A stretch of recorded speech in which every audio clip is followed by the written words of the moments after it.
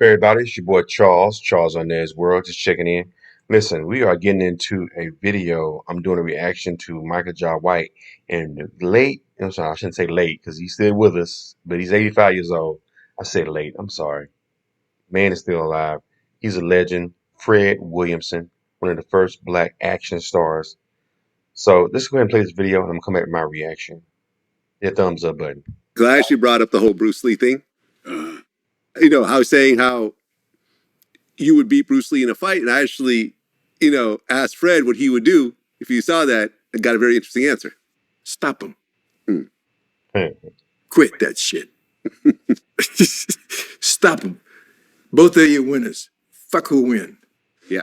You got your people who say you win. You got your people who say you win. That's who you both winners. You both walk away winners. Fuck that fight shit. And Fred actually trained with Bruce Lee at his school.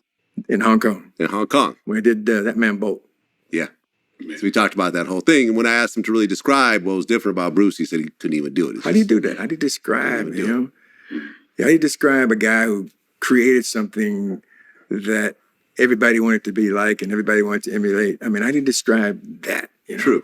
Why is black people faster than white people? Why is that? How do you describe that? 90% of black people are speed-wise quicker and faster than white people. If you don't believe it, line up 4 brothers over here and put up 4 guys over there. You'll see. I ain't talking about fighting now. I'm talking about if I drop this ball, see who gets it first. I'm going to get it first. It's just the way it is. You don't explain it. Just is what it is. You experience it. Michael, what's your favorite Fred Williamson movie? Oh, that would have to be, man. That's a good question because That Man Bolt, I love. It has to be Black Caesar. Black Caesar. It has to be Black Caesar because that's the one that started it. That and Hell Up in Harlem, because he was just the cat. The way he was dressed, just the dominance. And, that was just everything to me.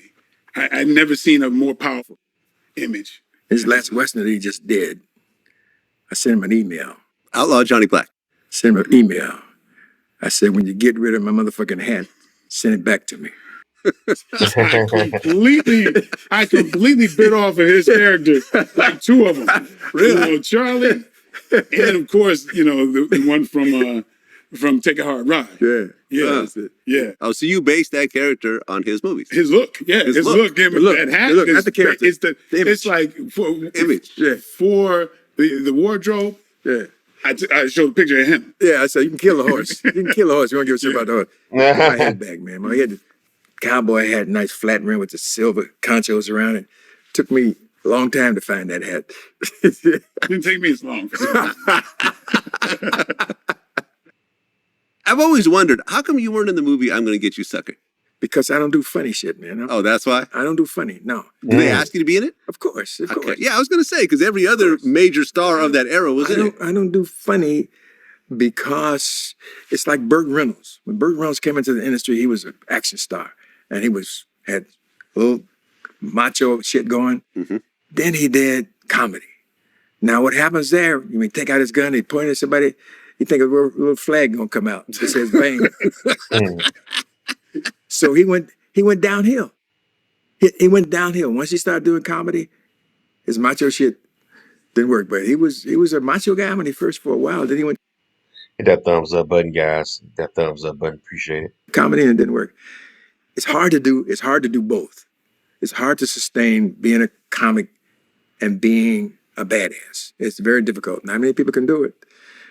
He is doing it because he kicks ass in this Western film with the martial art. But I don't advise him to do more comedy than that. But it's comic because his martial arts, he knows how to do shit that's funny in itself, What helps me is that I don't look like me. As Black Dynamite and Outlaw Johnny Black. Oh yeah, just I really don't look like me anymore. So that's not the image. That my serious image is kind of protected. Yeah. So I got a little. As long as you're limited. As long as you stay limited. Don't get carried away being a funny motherfucker. Okay. I like watching these type of videos, man. You don't see too many. You don't see too many black men like giving the younger black men giving older black men props. But when I do, because it's always been kind of like us against each other, and it has also always kind of been in the last 5 to 6 years. It's always been that.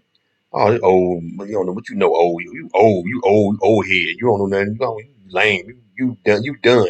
It's always been like the young guy, the young black guy against the telling the old guy he washed up and he's done.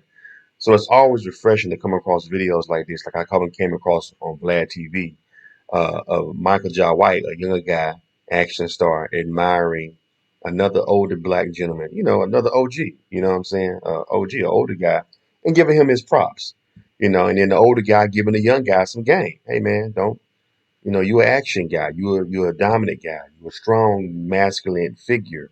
Don't do too much of that comedy stuff. It's gonna make you look corny. You're gonna be the corny guy. You know what I'm saying? Um, he talked about how Burt Reynolds was do. Burt Reynolds did. He did serious stuff. Deliverance was a serious movie, disturbing movie, but serious movie. Then he started doing like Smoking the Bandit and doing all the little comedy, little cheesy comedy stuff. People started not taking Burt Reynolds as serious anymore because he was supposed to be the action strong, take thing, this a dude you don't play with. And a lot of times when you do comedy and you have that masculine frame about yourself and you keep doing those comedies, um, you tend to lose your edge. People kind of started, to, people try to, start looking at you like like you're a cornball. You know what I mean? So anyway, love Fred Williamson stuff, man. I remember watching this stuff back when I was in high school. We would go and rent movies. This is back before Netflix, guys. We used to have to go out and rent movies. So this is the '90s, and we would go and rent. We would rent all these movies that that were out back in the '70s before we were born and just trip out off of them. You know what I'm saying? Laughing at them and stuff. It's funny. A lot of that stuff is kind of cheesy, but I think, because of the suits and the bell bottoms and the hairdos and like, like the language they would talk back in the '70s. Hey, cat. Hey, man, you dig it? Hey, brother. Hey, sucker, jive turkey. You know, that stuff was, but something about it had a coolness about it. You know what I'm saying? Like Willie Dynamite. I remember buying a copy of Willie Dynamite. I thought that movie was so brilliant. Where it was shot, you know. Willie Dynamite was a dope movie, It was about a pimp, but it actually had it was a pretty cool story. It was actually a well directed film. Um, yeah, so they had some classics, man, back in the day. You know, you had Coolie High is one of my favorite old school movies that came out in the '70s before I was born. I used to always watch growing up as a kid. It would always come on TV, and I would, oh, Coolie High. No matter how many times I watch it, every time it came on TV, I would watch it. You know, so that's when you know you have a classic. You know what I'm saying? So shout out to Fred Williamson and Michael J. White. Dope interview on Vlad TV. If y'all want to go and check it out, go ahead and hit that thumbs up button, guys, and appreciate watching. Charles on World. Take care.